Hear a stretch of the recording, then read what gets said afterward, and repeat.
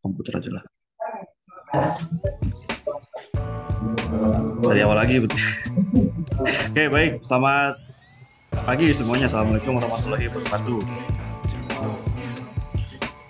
Selamat datang dan berjumpa kembali di kelas MKPP Keteknikan. Pada sesi hari ini kita akan sama-sama belajar ya mengenai software di bidang geoteknik, yaitu GeoStudio atau Slope W. Nah, pertama-tama sebelum kalian running softwarenya, jangan lupa untuk dia install dulu ya, yaitu kalian install versi yang 2021 saja, karena beberapa kali saya mencoba versi 2022 2023 suka error. Jadi yang paling sedikit trouble-nya di 2021 justru versinya. Nah, ini versinya ya, 2021 yang paling atas.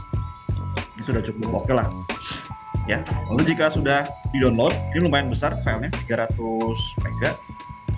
Nah, kemudian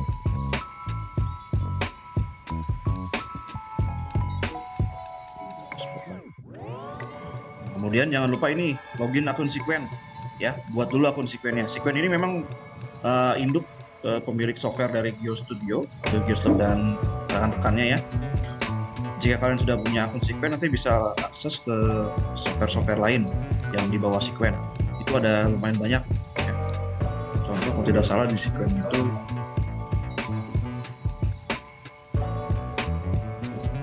merupakan salah satu perusahaan besar ini yang biasa digunakan di pertambangan ya, mining dan infrastructure. Nah, ini kalau kalian ke MySequent ya, ada Leapfrog, Deals of Target, macam-macam lah. Memang belum saya coba semuanya ya, butuh banyak belajar. Nah, contoh ini Geosoft pasti berhubungan dengan maps nih, seperti ArcGIS ya. Leapfrog juga modeling, bisa modeling 3 dimensi Leapfrog ya. Oke, jika sudah nanti akan diinstal ya, software akan muncul 2021 Pak, yang ini Pak, yang ya sama aja Pak, mau full atau ini sama. MS1 versi ini ya Pak, versi apa, filenya aja Pak, ada extension saja.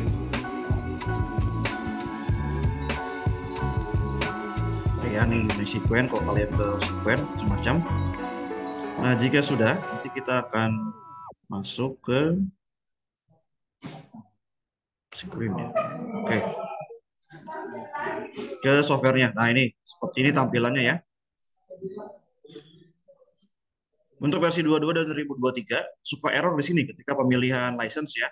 Kadang mau base available atau student suka error.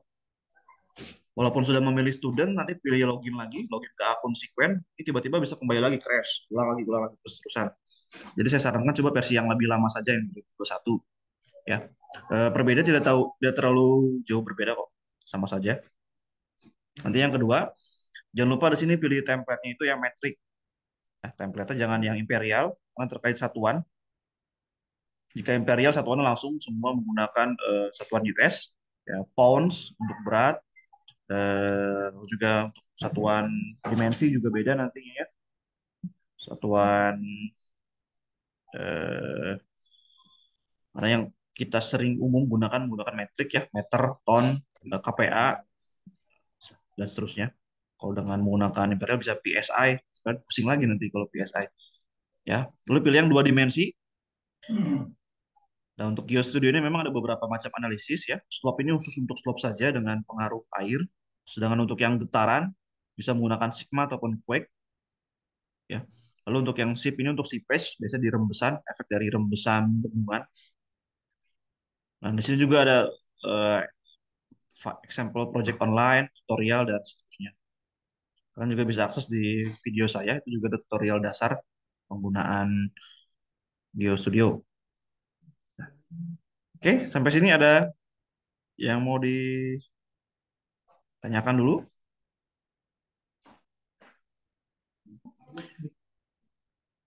Oke, baik. Jika sudah masuk ke GeoStudio 2021, kemudian tadi ya, pilih metrik dan 2 dimensi, lalu pilih new.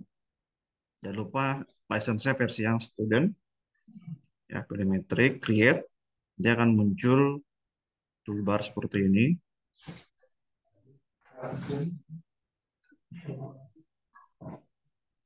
Ya, define project, silakan kalian berikan tugas, misalkan tugas ini ya, tugas AKL, autornya siapa dan seterusnya ya. Oke, lalu di add di sini dua dimensi. Untuk yang lainnya pasti nggak akan bisa karena versi student ya. Kita pilih dua dimensi ya. Jika sudah nanti di add lagi, pilih yang slope analysis dan limit equilibrium. Oke, nanti akan muncul. Nah, seperti ini ya. Nah, salah satu kekurangan versi student dan di GeoStudio itu ketika kalian mau menghitung FK, ini analisis tipenya ya, cuma bisa pilih salah satu ketika running. Ya, baik itu Morgenstern, Spencer, Bishop, Janbu, ini hanya bisa pilih salah satu. Jadi kalau kalian misalkan membandingkan antara metode irisan Morgenstern dengan Bishop, maka harus di-save beda file.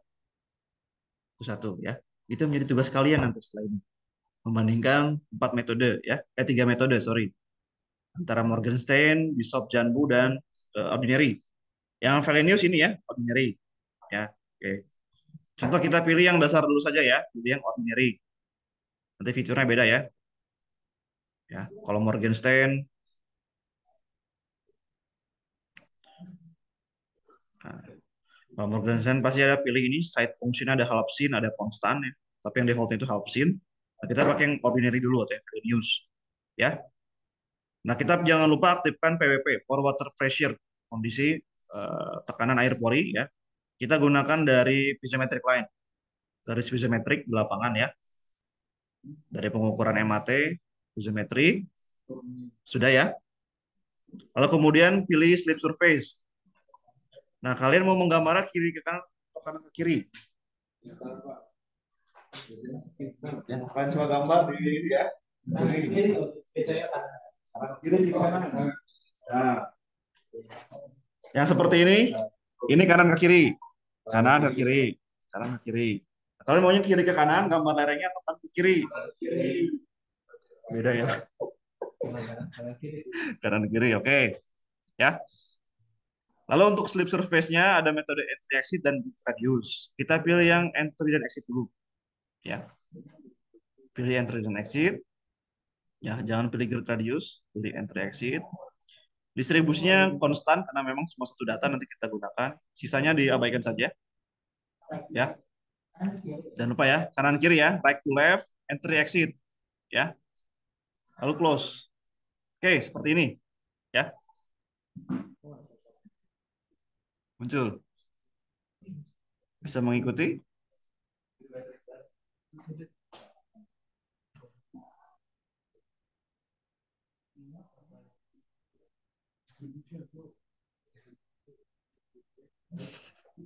Yang di Zoom bisa mengikuti? Oke, kita akan memulai gambar lereng dengan panjang 45 meter. Nah, untuk GeoStudio, pertama kalian gambar dulu di sini adalah sketch line-nya dulu, ya. Sketch line. Nah, enaknya kalau di GeoStudio, kalian jangan lupa mulai dari 0 ke 0 ya. Sini, 0 ke 0. Ini menandakan elevasi 0. Oh iya, ada muka saya ya. Sebentar. Nah, 0 ke 0 sini ya. 0 ke 0. Ya. Nah, ini ketika kalian tarik ke sini, ya, nanti akan muncul di sketch line di kotak yang di sini. Itu ada ini, ada length dan angle. Length dan angle. Nah, sudut 45 dengan panjang lereng berapa? Kan sudutnya 45 ya di sini. 45 dan panjang lereng berapa? 20. Kita tarik terus sampai 20 meter. Nah, kita sekarang panjang lereng 20 meter dulu saja ya. Ya, di length sini. Nah, ini kan 47, ini 45. Pak, saya kurang dapat ini, Pak. Panjang lerengnya misalkan kurang sampai ke 20. Nanti Anda bisa sesuaikan di skala di bawah sini dikecilkan. Nah, jadi 0,5. Nanti dia akan lebih 0,5 ini berarti gridnya semakin rapat ya, 0,5.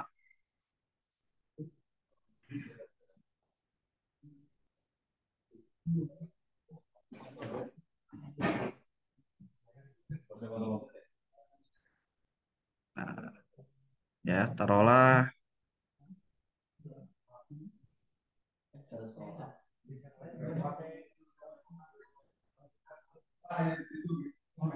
Lalu jangan lupa bagian crest-nya, taringnya agak diperpanjang ya, supaya nanti kalian bisa mengangkat sudut.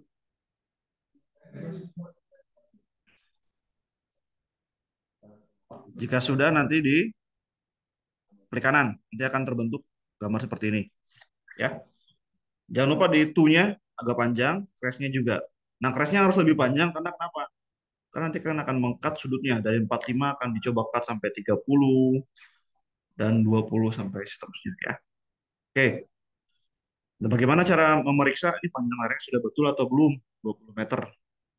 Kalian bisa close, nanti pakai ini meteran ya. Sketch dimension. Nah, oh ternyata 20,6. Oke. Karena kurang maka kalian harus bisa menambahkan misalkan di sini ya, hapus jadi 20. Nah, berarti kalian harus misalkan menyelesaikan terlalu panjang tadi ya, harus diturunkan sedikit di sini puncak layarnya. Pak, bagaimana cara mengeditnya Pak? Dia nggak bisa diklik ya? Sorry, clear. Kan nggak bisa diklik. Nah, GeoStudio itu kekurangannya setiap model yang dibuat tidak bisa diklik sembarang. Memang ada save-nya ya, berarti eh, kalian ketika mau menggeser geometri tidak langsung berubah. Nah, harus menggunakan ini, modify object. Nah, ini baru bisa ditarik, diubah, ya. Nah, diturunkan. Nah, dia kan karena diturunkan ini dia harus per grid. Solusinya adalah gridnya itu dimatikan dulu. Nah, nih, dimatikan dulu gridnya.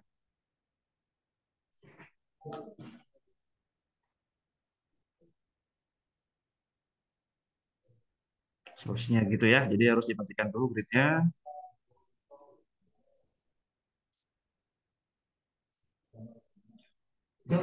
Yang miringnya Ya, nanti kita akan cek berapa panjang lerengnya. Sorry, tinggi lerengnya ya. tinggalnya tingginya 2.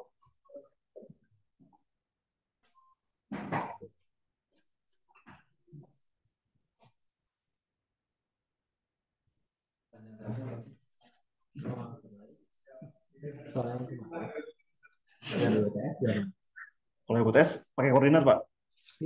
Sama yang selalu tes aja, Pak. Boleh, boleh, boleh. Di sebentar. Tugasnya Pak ya? Tes. Oh, oke. Yang tugasnya berarti setelah ini tugasnya tes. Ada koordinatnya ya? Langsung. Memang begitu. Ya. Panjang keras ini, usahakan 1:1 dengan panjang lereng. Usahakan ya, seminimal mungkin. Oh, tinggi lereng ya, mohon maaf, Pak. Tinggi lereng. Minimal 1:1. Minimal. Ini nih pakai line. Nih ada sketch linear, ada yang ini line dimension. Ya.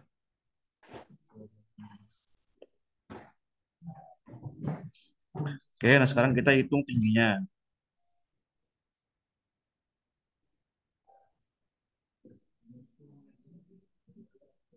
Ah.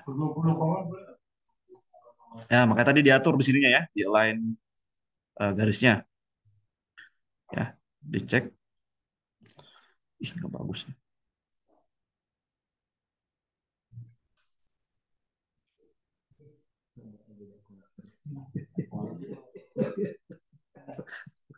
Gemes, Pak.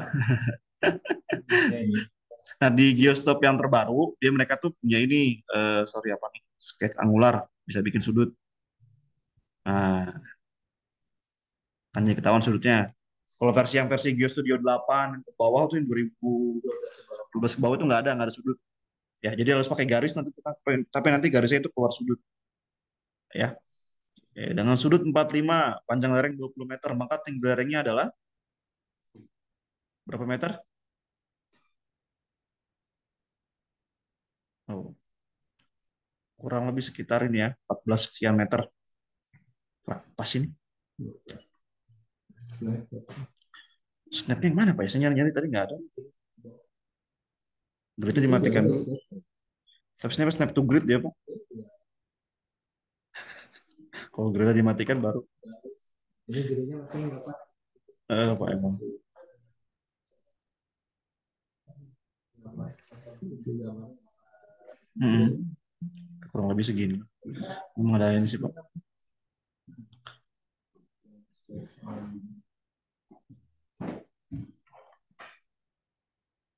Juga sih.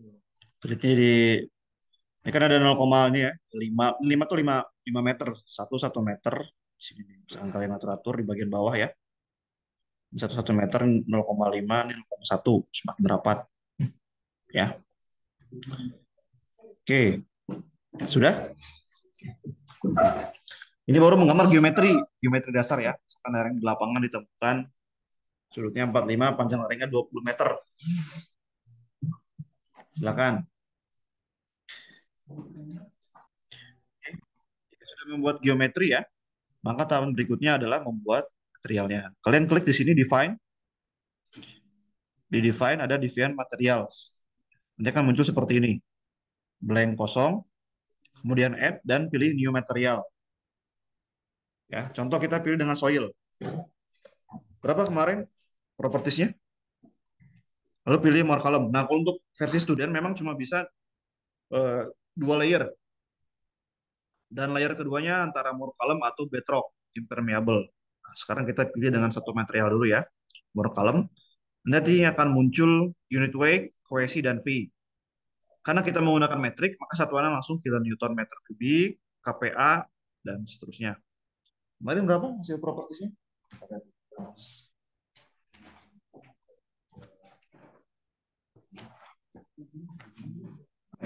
Tugas kalian. Nah ini, gamanya 17, V-nya 20, kohesinya 22,5. 22,5. Nanti hati-hati ada yang laptop yang menggunakan koma, ada yang menggunakan titik ya. Lalu jangan lupa warnanya diganti dengan warna soil. Soil lebih cenderung coklat, kita gunakan coklat ya. Add. Oke, ya. Ini soilnya OH. OH. Ya, nanti pilih material kedua, add lagi. Soil MH. MH. More column juga. Unit weight-nya ini 18. Kohesinya 23,53. V-nya 23. MH. Karena nano kita gunakan warna hijau. Oke. Berarti sudah ada 2 material ya. Kok hilang? Nah, ada soil MH, ada soil OH. Close. Ya. Sudah material ya. Kalau sudah nanti kita ke ini, draw region. Karena kita tidak bisa menginput properties di sini, ini baru geometri dasar ya. Kita harus draw region. Jika sudah rekan-rekan sudah membuat geometri dasar, tinggal ditimpa saja. Ya, sorry, jangan modify. Draw region, mana draw region? Tinggal timpa.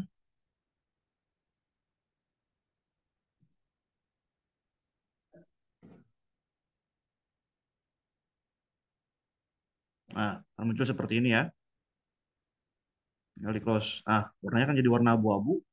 Nah, sekarang tinggal material. Mengganti materialnya di sini. Ke material klik soil MH atau soil CH. MH atau OH ya. Nah, selesai. Oke, silakan dicoba. Tadi yang upload masukin materialnya juga. Untuk material di sini ya, define materials. Nah, sini.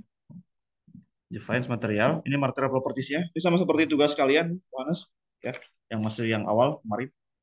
Yang 2 material. Propertiesnya sama. Ya, jadi silakan kalian gunakan lagi. Sekarang kita yang satu material dulu ya, material OH-nya dulu. Berarti satu dua aja. Ya, satu material dulu. Oh, ya. OH, dimasukkan dua-duanya juga nggak apa-apa. More kalem.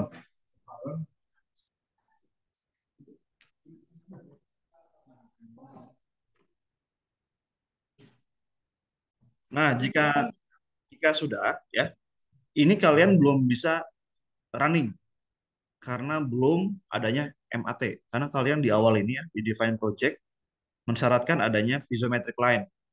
Oke.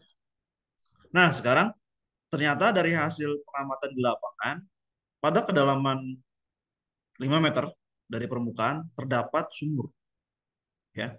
Dekat ini di dekat crash ya.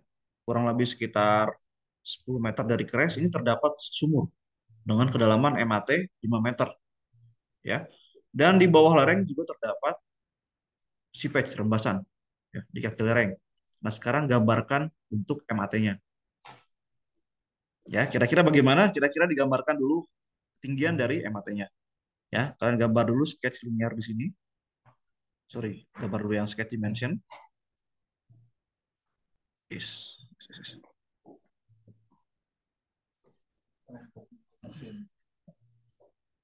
Kok jadi begini? Salah, salah. Sorry ya. Clear, clear. Maaf. Hapus dulu, square error. Nah, kurang lebih 5 meter. Di sini kalian gambarkan. Nah, oke. Pada kedalaman 5 meter terdapat MAT. Ya.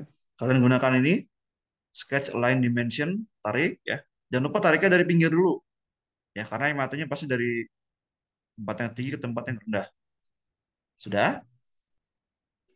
Ya, pada kedalaman 5 meter terdapat muka air tanah, water table ya.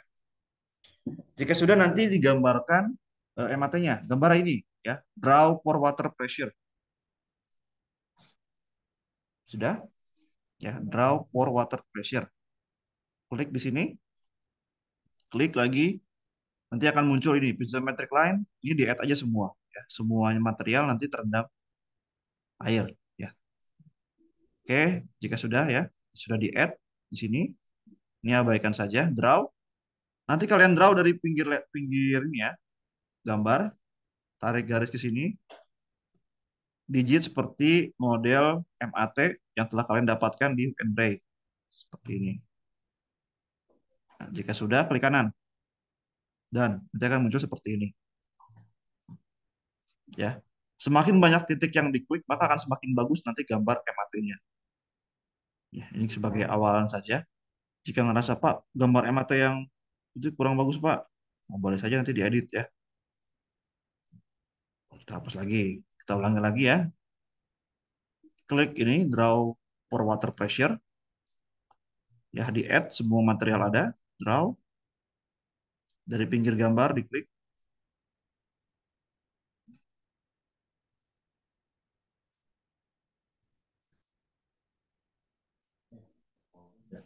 Done. Ya, seperti ini. Oke. Ya, gimana? Hmm? Bisa kok. Bisa aja. Tinggal tadi ini diubah nih. Kalau misalkan 5 meternya kurang, di sini aja nih. Kan klik. Eh, misalkan di sini ke sini. Ya. Ini kan ada lengnya nih. Ya, kamu ganti aja di sini. 5. Nah, kan 5 meter. Nanti yang dari sini kamu modify, pindahkan ke sini. Nah, ya. Atau ketika misalkan ini susah Pak, ya udah tarik aja di sini nanti. Tarik di sini, ya. Tarik di pinggir sini ya. Di ujung sini tarik, nih. Di ujung sini tarik nih, jangan di pas tengah-tengah. Di ujung sini tarik, tarik sampai 5 meter. Nah, kan muncul di sini, ubah 5 meter, ya. Nah, baru tarik sini. Di sini ubah 5 meter. Nah, gitu. Ya.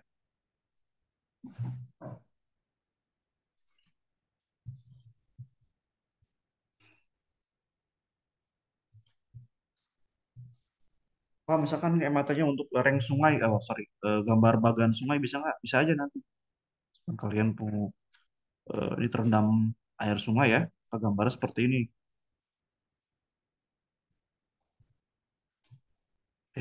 Mau muncul. Draw.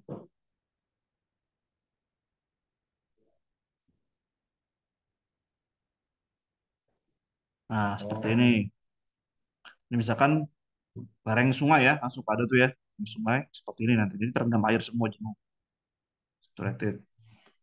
Ya, hati-hati ketika penggambaran.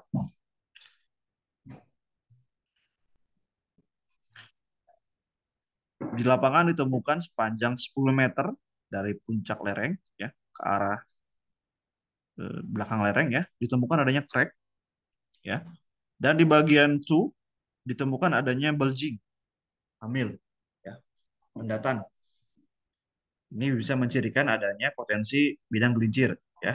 Maka silakan digambar di sini draw entry dan exit ya. Entry dan exit.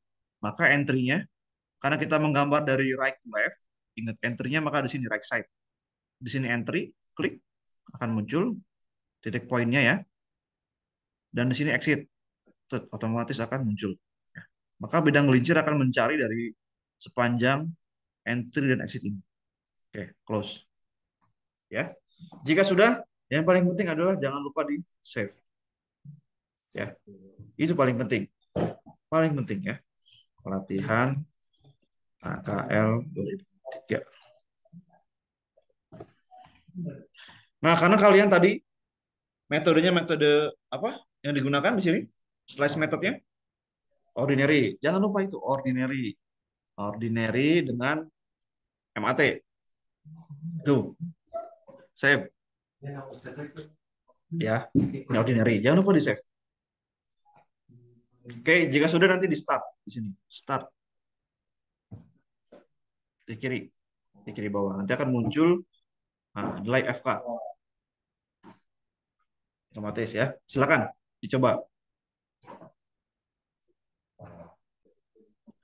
Jangan lupa di sini auto select critical. Dia akan mencari FS yang terkecil. Nah, untuk mencari nilai FK yang lain bisa kalian cek di sini. Ya. Ini dimatikan. Ya. Nah, ini maka ada banyak perhitungan-perhitungan. Ada bidang jelas seperti ini ya. Oke. Mudah ya. Jadi yang kalian hitung lereng manual, ternyata sengaja tidak dikasih tahu dari awal. Karena nanti kalian tidak tahu konsepnya ya untuk mencari nilai FK. Ini merupakan bidang gelincir maksimum yang dicari. Oke, ini baru satu ya, baru entry and exit. Sekarang kita kembali lagi, kita mana ya? Kita kembali ke sini, definition ya, muncul ke gambar awal. Nah, tadi kan entry exit, sekarang kita menggunakan grid and radius. Ya, grid and radius. Oke, silakan kembali lagi ke define, ke project. Ya, bisa. Kalian klik dulu sini, jangan di result ya. Kalau di result gambarnya ada FK-nya, kalian balik ke sebelah kirinya ya. Di bawah tombol open dan save. Yuk. Ya, pilih ke definition, lalu pilih ke define lagi. Sekarang kita project slip surface kita ganti ke grid and radius. Ya, jika tadi merupakan penentuan dari hasil crack di lapangan, nah sekarang kita menggunakan karena kita tidak mendapatkan bukti crack ataupun indikasi bulging di lapangan, sekarang kita mau coba cari dengan grid and radius. Ya, secara acak. Oke, klik, nanti akan berubah di sininya, ya, toolbarnya. Nah, ada slip surface radiusnya, ada slip surface gridnya. Oke, ini gambar pertama adalah ini dulu, draw slip surface radius. Ya, kalian bisa menggambar tadi dari belakang lereng, misalkan dari sini sampai ke sini, ya, secara diagonal boleh, lurus boleh, ya. Nah,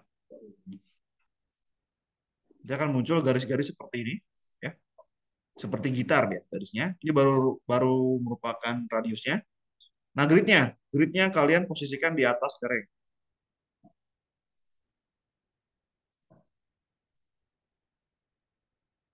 Oke, ini bisa 4, bisa diperbanyak. Misalkan saya suka 10, 10 ataupun ya, nanti akan banyak nilai FK ya. Ada radius, ada grid ya. Nanti kita akan langsung ke start lagi. Boleh di save as dulu ya, jangan lupa di save as dulu ya. File save as ordinary MAT grid radius. Oke ya. Nanti boleh di start.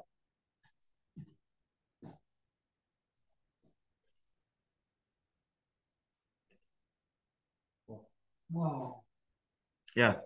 Nah, kalau seperti ini berarti gridnya terlalu ke kiri ya. Karena nilai FK itu harus berada di bagian titik terkecil dalam radius ya. Dalam gridnya. Ini posisinya tidak pas ya. Walaupun keluar nilai FK ya, kalau seluas seperti ini ya. Tapi ini belum pada bagian tengah gridnya. Nah, maka kalian kembali lagi ke sini ke definition. Ini gridnya dimodify, digeser ke sini ya. Satu. Yang kedua ada kalanya radiusnya terlalu ke bawah sehingga nanti terlalu base failure. Padahal kenyataannya mungkin tidak base failure ya. Bisa dimodify, dihapus lagi. Kita mau cari lebih misalkan ya.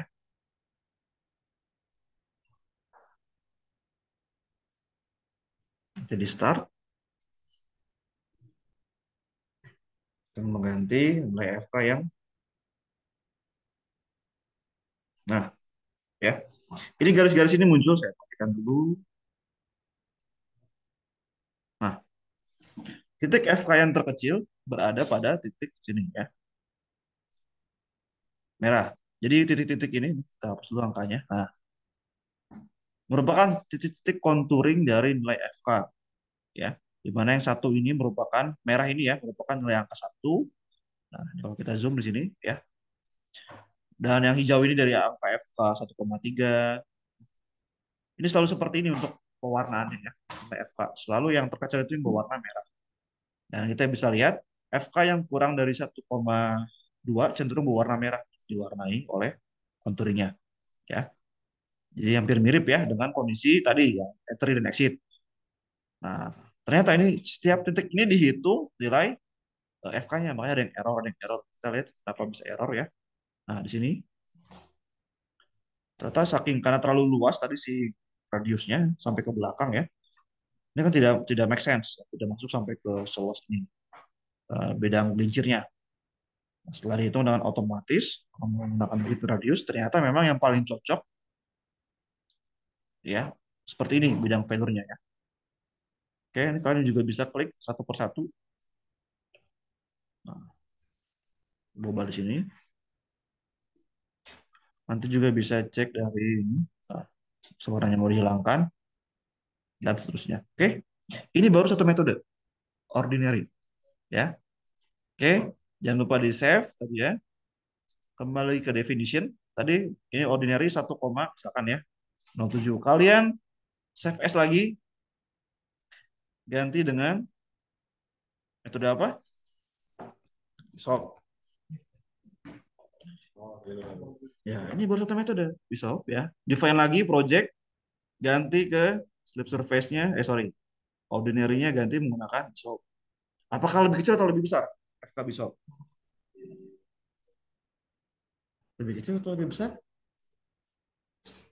Menurut Rehan lebih besar kecil, Farhan? Tadi lebih kecil ya. Kita cek. Jangan tebak-tebakan, harus tetap dicoba ya. Jangan lupa di CPS ya. Biasanya lebih kecil. Ya, Janbo Bishop tuh lebih kecil. Nah, tadi 1,057 sekarang 1,053. Ini kalian bisa bandingkan ya setiap metodenya. Kemana yang lebih besar atau yang lebih kecil? Oke, nah sekarang ke definition lagi, kita akan membuat dua material.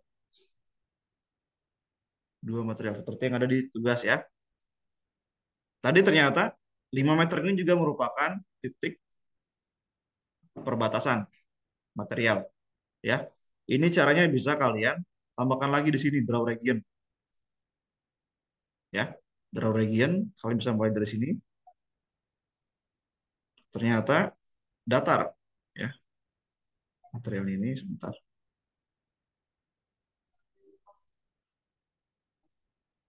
Nah, putih kan? Kalau putih maka dia akan kehilangan properties. Nanti bisa kalian ganti nanti di sini atau dibalik ya.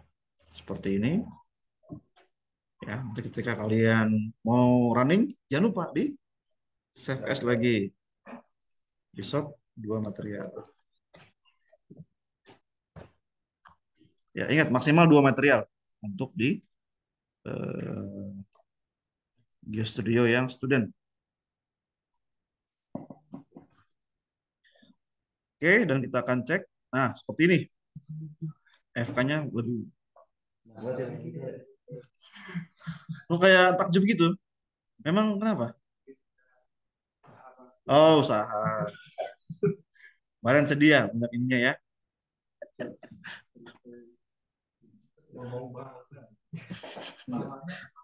Nah, lihat ya.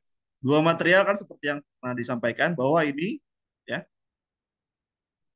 Nah, bidang gelincirnya tidak dibagi dua karena di sorry apa namanya dalam material yang berbeda dia tidak ini ya, tidak pasti perbatasannya.